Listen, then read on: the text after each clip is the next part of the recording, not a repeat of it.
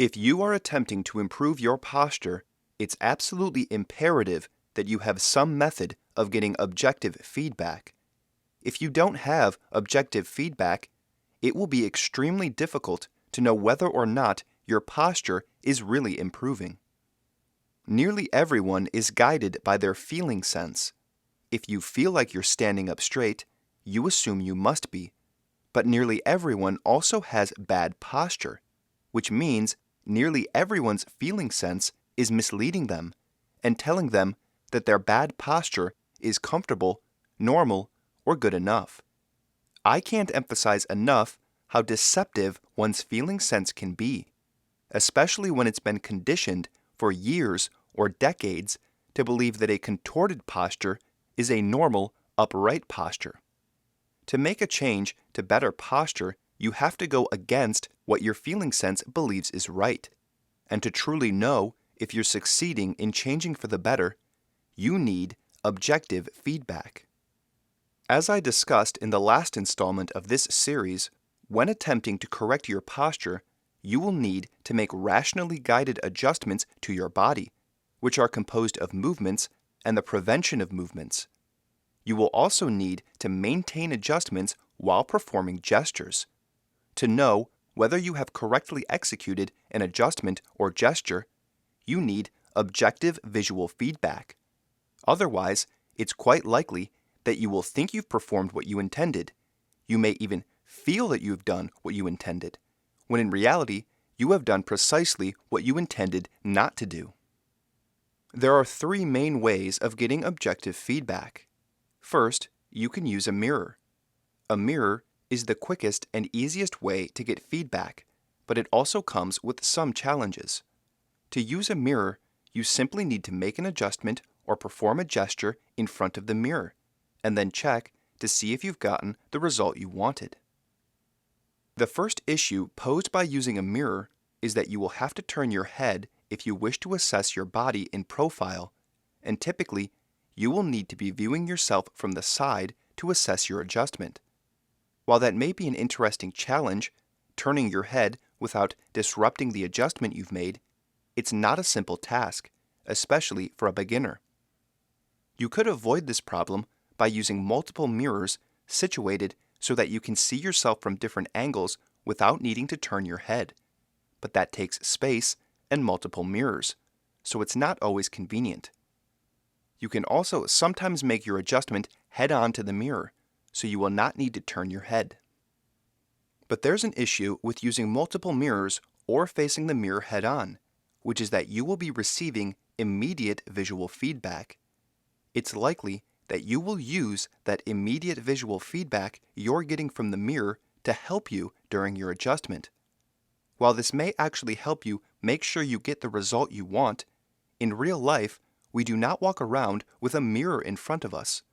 So if you wish to be able to make the correct adjustments in your day-to-day life, you must cultivate the ability to make your adjustments without the help of immediate visual feedback.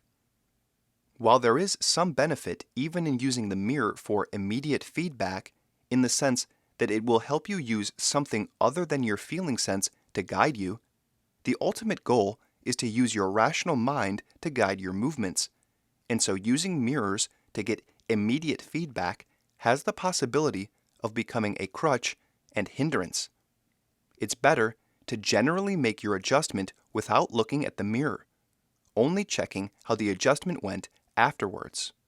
Personally, I think mirrors are extremely useful and helpful, and practically speaking, they're the simplest way to get objective visual feedback.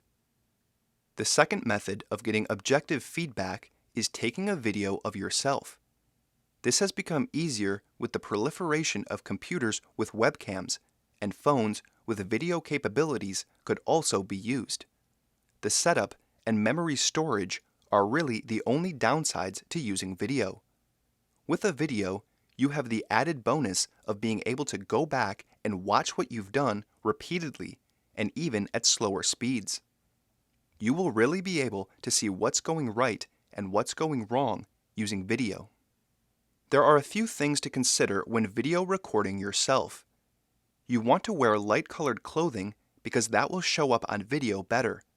It's best if your source of light is coming from behind the camera, so that you are maximally lit up and not in shadow.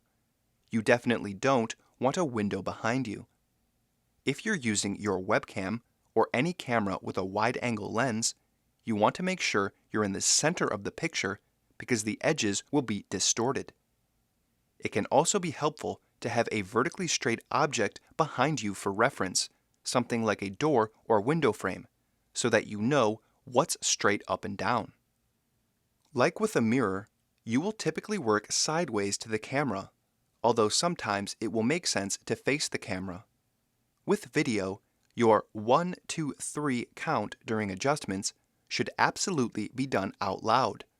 That way, when you go back and watch the video of your adjustment, you will know exactly when you started and ended the adjustment. Some people don't like to look at themselves on video, and some have commented to me that they did not at first enjoy seeing so clearly how bad their posture really is. The video, of course, does not tell lies, not even white lies, to protect our feelings. But we should not fear seeing reality. We have to see things as they really are if we want to rationally change them. However, this annoyance at seeing one's poor state will evaporate as you begin to analyze yourself objectively, and your dismay over your condition will turn to delight as your posture improves and you see yourself change for the better right in front of your eyes. While using video is not as quick as using a mirror, the ability to rewatch what you've done is monumentally helpful. We are lucky to live in a time where it's relatively easy to use video recording, and we should take advantage of video's unique benefits. The third way to get objective feedback is by having someone with the necessary expertise watch you perform adjustments or gestures. It can be very helpful to have another rational mind assisting you in guiding yourself. The downsides are that this, of course, requires you to have a knowledgeable person to help you, and that you cannot go back and see for yourself what you're doing, like with video. Naturally, your 1, 2, 3 count should be said out loud when working with someone observing, as this makes it clear to them when you are beginning and ending your adjustment.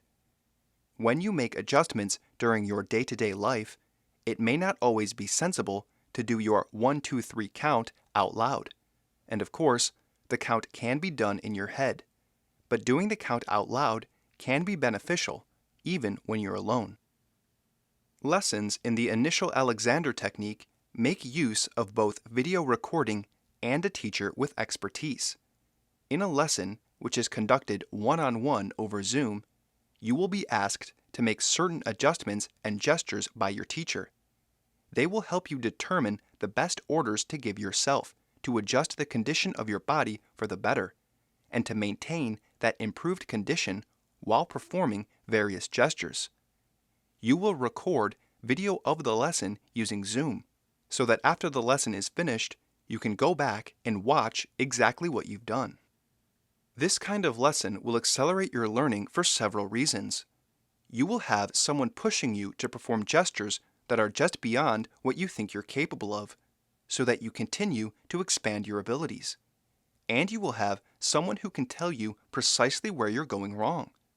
But they won't just point out that something is wrong, they will give you the means to correct what's going wrong in the form of orders that will allow you to prevent your incorrect habitual movements if you follow the orders successfully. Then you will be able to go back and watch the lesson over and see for yourself what you were doing when things went wrong and what you were doing when things went right. That ability to go back and see exactly what your teacher saw will really help you to rationally understand what you are doing and what you need to be doing.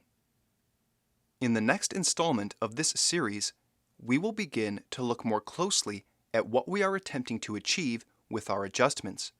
But you now have everything you need to return to our original example of an adjustment, which was lifting the chest, and begin experimenting. We have specific names for the relevant parts of our body. We know the directions of movement that are possible. we know the basic setup for performing an adjustment, and we have options as to how we will get objective feedback on how we performed the adjustment to know if we are succeeding or failing in what we've intended to do. Here are some basic orders to get started with lifting the chest. There are certainly ways of getting more specific with lifting the chest, but this is a good place to start. 1. I will lift the rib line up away from the iliacs. 2. I will not allow the bottom of the sternum, the rib line, or the iliacs to go forward. 3. I will not allow the top of the sternum to move backward. And 4. I will not allow the shoulders to move up with the torso. When the orders are clear in your mind, you perform them all simultaneously on a 1, 2, 3 count, and then you can check with your method of getting objective feedback to see if you've succeeded or not. If you would like more direct assistance in applying this system in your life, I recommend lessons in the Initial Alexander technique. Check out the description for more information on getting lessons in the Initial Alexander technique. Questions and comments are always welcome in the comment section below.